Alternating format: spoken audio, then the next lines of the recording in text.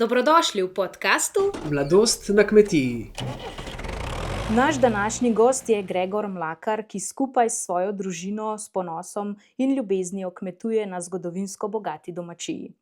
Njegova zgodba ni le zgodba o kmetovanju, temveč tudi o ohranjanju avtohtone pasme cikastega goveda, o trdem delu na strmih pobočjih in prilagajanju naravnim izzivom, ki jih prinaša življenje na višini. Gregor ni le predan kmetovalec, ampak tudi oče, mož in strasten gorski tekač. Lepo pozdravljen in dobrodošel v podkastu Mladost na kmetiji. Lepo pozdravljeni. Dajva na začetku malo podrobno predstaviti vašo kmetijo. Kje se nahaja, koliko hektarov obsega, katere vse živali najdemo pri vas? Malo mi opišite. Naša kmetija leži v Kamniški občini, na nadmorski višini, domačija je na nadmorski višini 730 metrov. Smo praktično v Kamniško-Savinjskih Alpah, ta zadnja kmetija v Kamniški občini, potem so samo še hribi. Sama kmetija je velikosti skoraj 60 hektarov, od tega imamo za gerke prijavljeno 33 hektarov. Na kmetiji vzrejamo cikasto govedo, jezersko-solčavske ovce pa enega kona kobilo havlinške pasme. Pa tudi kuža se sprehaja. Ja, pa border collieja imamo za pomoč pri paši. Da pomaga pri paši. Torej, če prav razumem, sama zgodovina kmetije sega več kot 300 let nazaj. Ja, po zapisih, ki so iz teh starih zemljevidov, ki se dajo na internetu najdeti, je bila praktično domačija že leta 1700, se že na zemljevidih vidi, da je bila že postavljena tukaj. Pa mogoče veste, so se panoge skozi leta kaj spreminjale? Načeloma mislim, da je kar skozi enako bilo. Edino vmes so neki, pač kakšni gospodarji so se malo še s kakšno stvarmi ukvarjali, da so bili kakšni tesarji, pa cimperman po domače povedano, pol pradedek je neki žage delal, tudi drugim okoli lesene. Drugače pa načeloma je skozi živinoreja, gozdarstvo. Se ponavlja. Ja. Koliko vas pa danes živi in dela na kmetiji? Na kmetiji živimo žena moja, pa jaz, pa 2 otroka, pa stara mama. Smo tule gor na kmetiji, pomaga pa še oče, oče pa mama, ki živita drugje. Pridne roke vedno prav pridejo. Slišala pa sem, da se je zamenjal tudi priimek. Ja, zdaj se je zamenjal po tolikih letih, mislim, da čez 300 let je bil priimek kuhar. Zdaj pa pač, ker ni bilo, star ata je imel 2 hčerke in je pol ati se priženil sem in je pač priimek se zdaj ni več kuhar, ampak je Mlakar. Kmetiji se pa reče Svatenšek. Pri kmetiji je pri Svatenška, ja. A pa se kakšna posebna zgodba skriva za tem imenom? Tukaj je lahko več izpeljav z tega preko. Bilo je zraven naše kmetije je bil rudnik zlata in je lahko z tega, da je zlatna, pol prišlo na slatna. Slatna pa pol Svatenšek. Ali pa možno je pa tudi, da je tam na dolnem travniku se je pojavila ena taka kisla voda in je lahko tudi zaradi tega iz Slatine, Svatenšek, Slatina, ne vem, taka, ker prej je bilo kakor Slatna, pol se je pa na ven spremenil skozi leta. Tako da čisto točno pa nismo še nikoli, ampak te dve variante sta. Obstajata. Ja. Najprej malo besed o samem prevzemu. Pri katerih letih ste postali mladi prevzemnik? Ja, jaz sem postal mladi prevzemnik pri 34 letih, pač po smrti starega očeta sem prevzel kmetijo, prej sem pa pomagal staremu očetu. Torej dokaj pozno ali? Ja, kaj pa vem, pozno pa ne pozno. Lahko bi prej, ko bi morebiti kakšne večje ugodnosti lahko takrat imel, lažje bi bilo. Zdaj nas kar precej, preko je ogromen pritiska na mlade prevzemnike, birokracije je preveč, kljub temu, da sem šolan, skoraj včasih ne zmorem tega, to ne vem, se mi ne zdi prav, da je. Ne vem, zakaj toliko pritiskajo s tem, da moraš take obveznosti imeti. Po domače povedano, tisti, ki nam pa to predpisujejo, pa nimajo nobenih preko obveznosti, pa lahko, ne vem, iz položaja odstopi, brez da bi kaj s tem odgovarjal. Mlad prevzemnik pa odgovarjaš za svoje stvari. Ja, seveda. Kaj pa vas je spodbudilo k tej odločitvi za prevzem kmetije?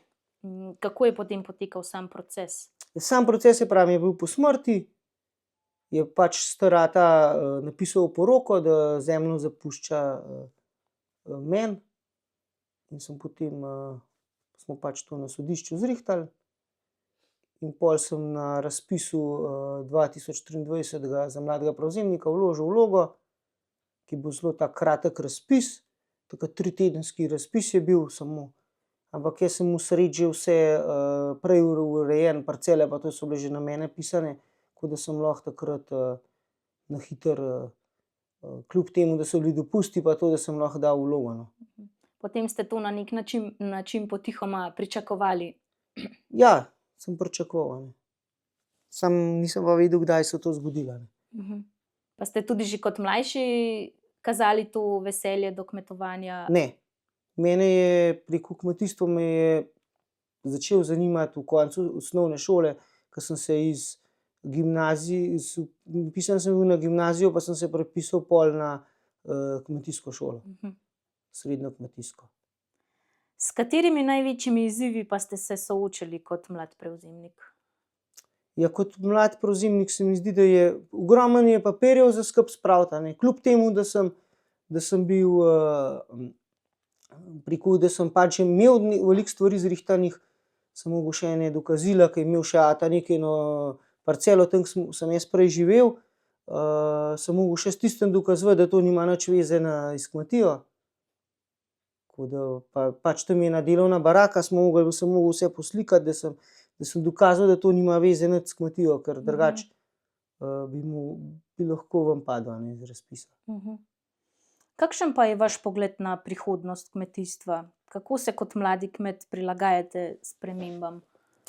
Ja, ne vem, vse skupaj se mi zdi zelo čudno zdaj, no. Zdajšnji časi so res zelo negotovi, sploh ne veš človek, a bi se recimo, ne vem, v kakšne investicije velike podajal ali se ne podajal, sploh tule na našem področju, ki je pač hribovito področje, ke ne moremo konkurirati slovenskim kmetom na ravnini, kaj šele evropskim kmetom na ravnini oziroma evropskim kmetijam, a ne. Pa kljub temu, da smo malo več kmetija, mislim, da je težava tudi med nam kmetom, ke bi se mogli skupaj stopiti pa pomagati en drugemu, ke imamo vsi enake težave, samo vsak ima drugače, a ne. Ravninski kmet ima drugače, hribovski ima drugače, na Krasu ima drugače, na Goričkem ima spet drugače, na koncu imamo pa vsi enako, a ne. Samo malo bi mogli skupaj spraviti, da bi rekli takole pa takole, ne vem, eno usmeritev bi mogli narediti, no, te preko kakor država bi mogla nekako narediti, reči, ne vem, na ravnini bolj mlečna proizvodnja, poljedelstvo, zelenjavarstvo, a ne, v hribih pa krave dojilje, da bi pol pač te kmetije odkupovali iz hribovskih kmetij teleta za pitanje, a ne. Da bi se to malo Ena razdelili in strategija potem bi se mogla povezali. narediti, no. Zdaj pa kar vse nekaj, vsak nekaj hoče, pa na koncu noben nič ne dobi, samo en kup slabe volje je. Tako da Zdaj na vaši kmetiji najdemo cikasto govedo. Kaj je značilno za to pasmo? Ja, za to pasmo je značilno, da je slovenska avtohtona pasma, da je nastala na področju Slovenije, to se pravi preko tule severni del Slovenije, severozahodni del Slovenije. Nastala je pač iz teh starih pasem, ke so bili v Sloveniji, so jo toliko cajta križali, da so prišli do cikastega goveda. Značilna je, da je dobro prilagodljiva na teren, dobro izkoristljivost paše ima, krme, materinski čut ima zelo dober, potem dolgoživa je, da preko dolgih let živi, pol tudi proizvodnjo ima kar za svojo telesno velikost ima v redu, a ne, pa za te pogoje, kjer jo redimo, da od sebe maksimum, kar lahko. Potem zelo preko je taka ješča za pašo, teren dobro po terenu hodi, da ga ne uničuje, zna hoditi. Tako da potem rada preko same, večinoma telitev je, da imajo sami, vsem pa kaj kdaj zgodi, a ne, ampak večinoma imajo sami. Zdaj, ta pasma je bila tik pred izumrtjem. Ja. Vi pa ste jo vseeno ohranili. Kako to? Ja, pasmo so hoteli pač s pomočjo, država je hotela nekaj, da bi boljše proizvodne pasme spodbujali, a ne. Tam okoli leta 70 so sploh rekli, da nič več cika, a ne. Pri nas na naši kmetiji je ostala, ke je za te pogoje najboljša pasma. Tule vse preko na Kamenškem je do leta 2001 je bilo na Kamenškem skoraj največ cik. Mi smo jo pa udržali s pomočjo prednikov, starega očeta pa sploh njegovega brata, sta zaslužna. Čeprav smo imeli velikokrat težave, a ne, ker smo imeli parjenje v sorodstvu, ke nismo mogli bikov nikjer dobiti, a ne. Če si pa osamanjil, je bil pa samo pinzgavski seme iz Avstrije, a ne. Tako da pol se je pa takrat leta 2001 se je ustanovilo društvo, da je Združenje rejcev cikastega goveda, in je prišlo takrat je bilo malo manj kot 200 krav po celi Sloveniji, vse, a ne, tudi nekih je bilo tudi, ni bilo čistih, a ne, ampak pač kakor toliko, da je malo izgledala, je bila takrat vpisana noter za ciko, zdaj jih je pa vsega skupaj čez 5000 že ratalo. Pa so od Sečovelj do Hodoša, pa od avstrijske meje pa do Bele krajine. Prihaja nazaj. Ja. Sploh te ekološke kmetije se zelo odločajo za to pasmo. Kmetije s pašo, pol zdaj velik porast je na Koroškem, gor se nenormalno širi cika. V Bohinju, ko pa rekel, ke je bila pa zibelka cike, se pa zmanjšuje. Celo svoj magisterij ste Ja. posvetili cikam. Magisterij sem in diplomsko nalogo sem imel.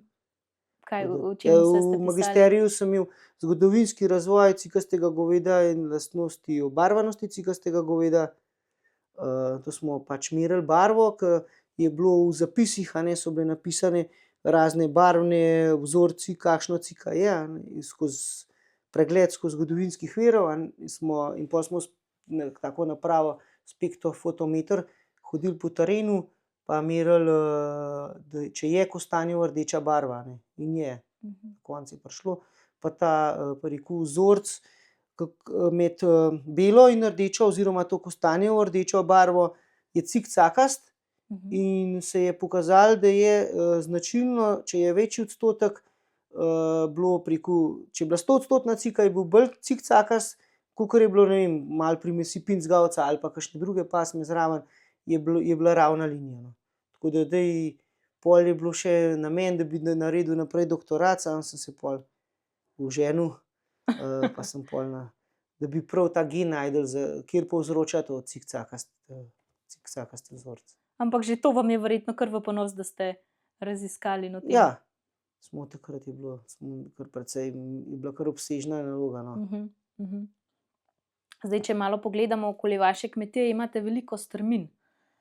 Kako se prilagajate na te dokaj težke pogoje? Ja, s pomočjo pasem, a ne, imamo ovce solčavke, ke so za te terene ta boljše, pa ciko, ki je lahka pa preko dober hod. Pa strojem se moramo tudi prilagajati, a ne. Največ se moramo pa na samo vreme.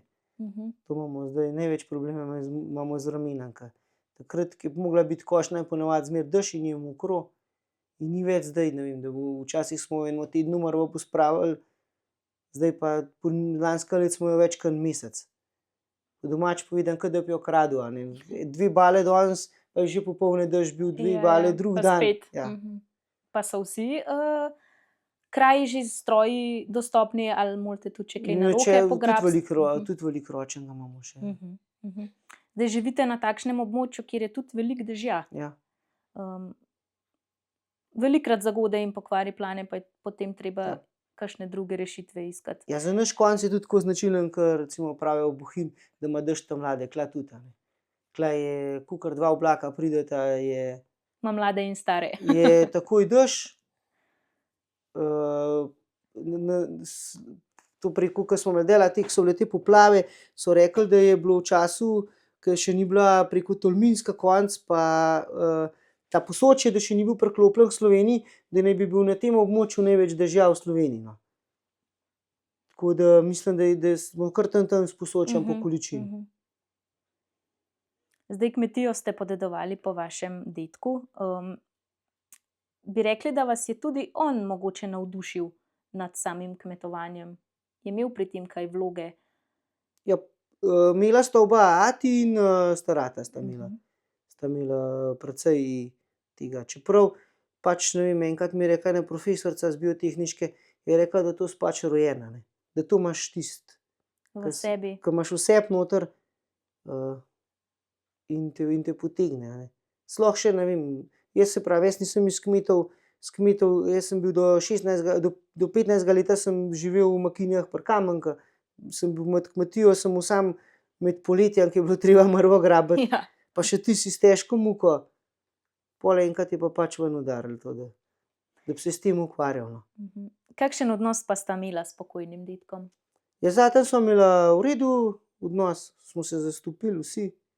Čeprav včasih tudi pride kdaj, stari pa mladi imamo drugačen pogled. Ki je treba kdaj kakšno pri konjuviteto, a ne, ja, tako smo pa včasih delali, pa smo imeli pol včasih malo pogovora, tretji, kdaj je mu on prav, kdaj sem mu jaz prav. Tako da. Pa bi rekli zdaj, ko gledate za nazaj, pa kaj je tudi dedek sam ustvaril na tej kmetiji, je bil vaš vzornik? Ja, je bil, ja. Bil. Želite stopati po teh stopinjah in nadaljevati? Ja, želim. Po kmetiji sem ter tja tekajo tudi vaši otroci. Si želite, da bi v prihodnosti nadomestili in prevzeli domačijo? Ja, Izak pa Erik Izak je star 4 leta, bo zdajle star, Erik pa v osnovno šolo hodi, bo pa letos 7 let star. Ja, kažeta veselje, silil jih ne bom nič, če bosta imela željo, pogojev sta imela bistveno lažje, kakor sem mu jaz. Ko sem jaz začel, ni bilo nič, preko samo živali pa traktor pa prikolica pa nakladalka. In smo vse stroje tekom tega časa nabavili. Tudi hlev je bil takrat slabši. Smo delali po 4-5 ur v hlevu včasih. Vezana reja, zdaj smo sodoben hlev naredili. 5 let star, a ne. Tako da Gre to hitrejše? gre to bistveno hitreje, bolj počuti že živali, klima je bolj v hlevu. Ste pa tudi poročeni. Ja. Kaj bi rekli, katere 3 stvari so ključne za lep, dober zakon? Da se moraš en drugega poslušati, zaupati, kdaj tudi skregati. Včasih, če se skregaš, tudi pol kaj drugače pride. Načeloma pa moraš en drugega pa podpirati, no, pri stvareh. Kaj pa vam pomeni družina? Ja, trenutno največ. Ker če ni na kmetiji, če ni družine, ne moreš, a ne. Sam ne moreš nič narediti. Pa imaš en cilj, a ne, da veš, za katerega delaš. Sploh zdaj, a ne, v zdajšnjih cajtih je. Pa pol, ko si malo starej, razmišljaš čisto drugače, a ne. Prej, ko si mlad, neumen teraš od jutra do večera, pa imaš nekako upanje, da se bo na bolj spremenilo, da bo spet enkrat kmet cenjen. Ampak zdaj kaže, da ne vem, če kmalu ne bo spet po mojem to. Zdaj poleti govedo pasete na Veliki planini. Je to že dolgoletna tradicija? Ja, tradicija je po mojem, odkar kmetija obstaja, no. Zapisi so, da se krave na planini pasejo čez 500 let, to se pravi okoli 570 let je najstarejši zapis, no, da so se gnale gor. Gor imamo skupno pašo. Kako pa to izgleda? Se vas zbere več in potem skupaj ženete? Ja, Je to neka tradicija? Zdaj praktično ženemo samo še 3-4 kmetije ženemo peš na planino, drugi vozijo. To je ponavadi dogodek, tak en poseben dogodek, ko gremo, to se pravi iz petka na soboto ponoči, štartamo, da ni prevroče, a ne, za krave. Ko pridemo na planino, se glih začne jutranja svetloba. Gremo, to se pravi 16-17 km je same poti, cirka 5 ur hoje. Kar dolg pohod. Ja. Ne vem, ne vem, ali v Sloveniji še kaka preko da toliko daleč žene, ali mislim, da ni. Da bi toliko naenkrat dolgo pot imeli, no. Pa je bil tudi dedek pastir? Ja, starata je bil, sta bila z mamo od leta 2008 pa do njegove smrti 2022 sta pasla, 14-15 let sta pasla gor skupaj. Kako pa je s pastirji danes? Jih je vedno več ali vedno manj? Ko sta ata pa mama začela takrat, jih je bilo, mislim, da okoli malo manj kot 30, zdaj pa mislim, da jih je lani, jih je bilo pa samo še 11. Vsak let je manj. Vsak let je manj. Pa vidite za tem Pa ni kakšen razlog? Problem je, ko so službe, manj je delovne sile na kmetijah, včasih so bile strice, tete, da ni več toliko velikih družin, Pol ta starej preko veliko, ne vem, našemu koncu ni veliko kmetij, da bi bili sploh kmečko zavarovani, še zraven delajo službo in ne more pol, biti gor. Je daleč, od kmetije pa do planine 27 kilometrov drugače z avtom, In da boš zdaj to hodil vsak dan dol, recimo v dolino, je težko. Ja, ne gre. Ne gre, pol spet druga stvar je, težki pogoji so gor, ni elektrike, ni preko vode, tiste po kočah za vodo moramo šparati, smo odvisni od enega izvira, pa kar je deževnice, To je največji problem. Pač zdaj se tudi veliko živali se daje v čredinke, čredinkasta paša se je začela. Ko prej je skoraj vsak svoje krave pasel, gor. Vsaka kmetija ima skoraj svojo hišo, ke te hiše so bajte, mi rečemo bajte, so bile po vojni, so bile požgane, samo ena je ostala, ostalo so vse požgali. Tista, ki je ostala, je bila zaradi tega, ker je bila zasuta s snegom, se ni videla. Ostalo so pa vse požgali in pol so nam še planino kmetom pobrali. In smo šele zdaj preko par let, ker smo spet nazaj lastnika na planini. Pa vas mika kdaj v prihodnosti, da bi bili pastir? Drugače ne Poletje mika, preživeli ja. na veliki planini? Ne mika.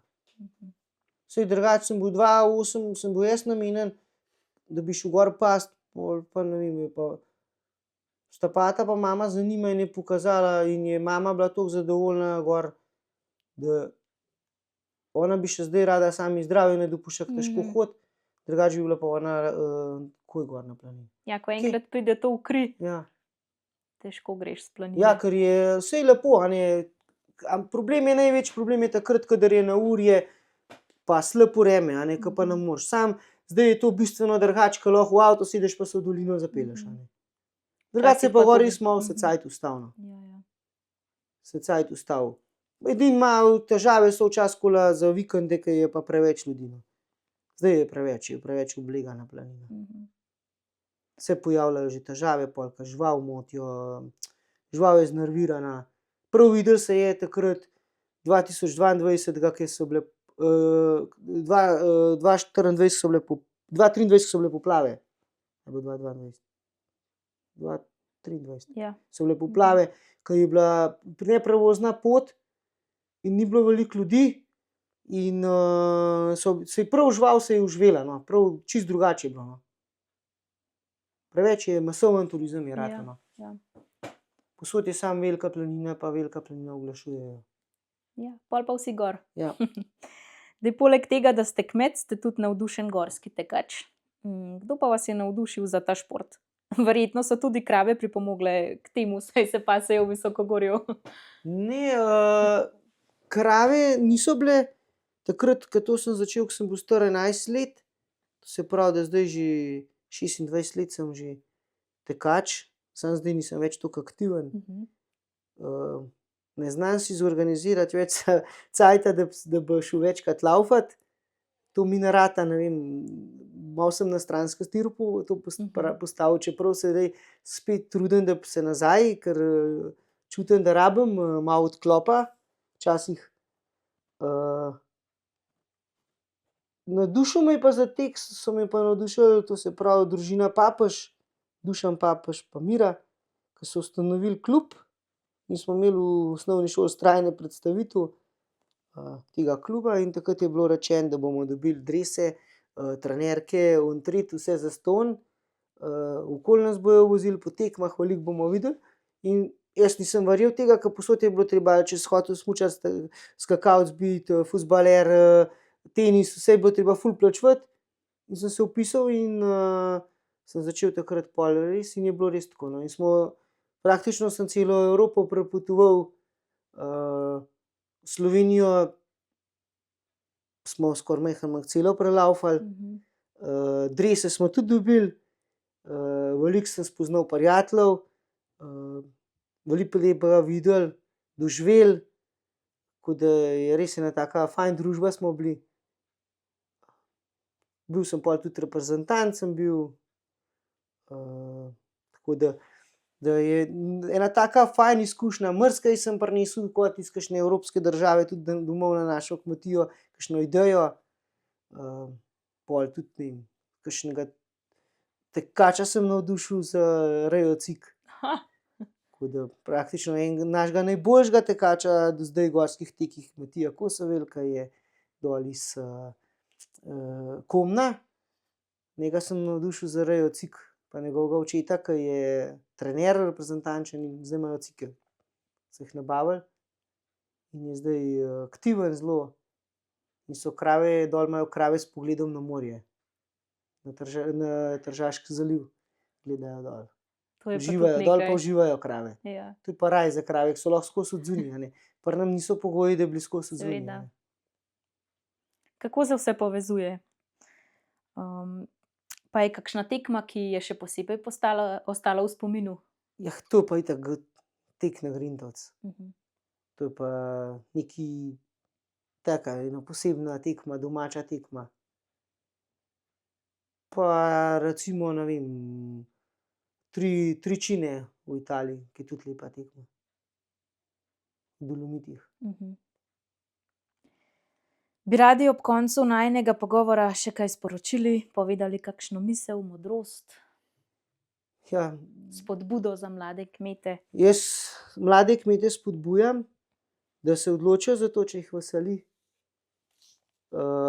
S tem pa dajem tudi malo od naše odločevalce, da naj majčkeno grejo v korak z nam, mladim kmetom, starim kmetom, vsem kmetom, da nas naj majčkeno s papirologijo malo zmanjšajo, pa nam naj malo prisluhnejo, ker včasih bo zdrava kmečka pamet bo boljše naredila, oziroma naj nas pustijo, če radi delamo, naj nam to pustijo, da bomo delali tako, kot tradicija tradicijo držimo naprej, da ohranjamo krajino. Pa s tem, da sem tudi veliko Evrope prepotoval, imamo praktično mi Slovenci vsi ekološke kmetije napram evropskim kmetijam.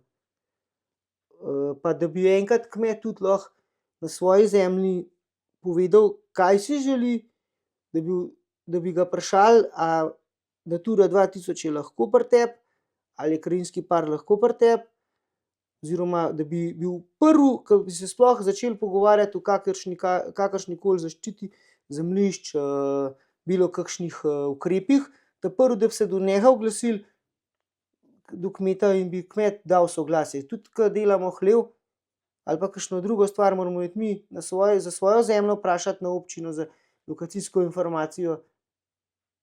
Tukaj nas pa nobeden ne vpraša. Pa praktično toliko procentov Slovenije imamo kmetije.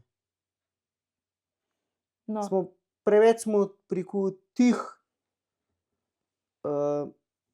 ki zmeraj pokimamo, zaenkrat se še lahko povsod sprehajajo, kjer se hočejo, ker v drugih državah se ne.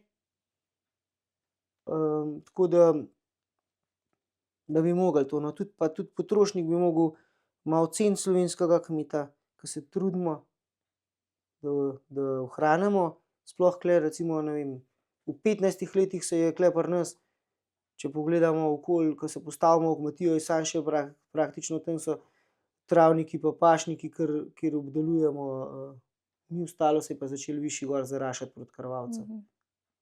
Ni več in pol je posledica tega je naval zveri na dobre površine, in ko se bojo te površine še v hribih nehale obdelovati, če tako naprej šlo, bo pritiskala divjad zveri proti mestom.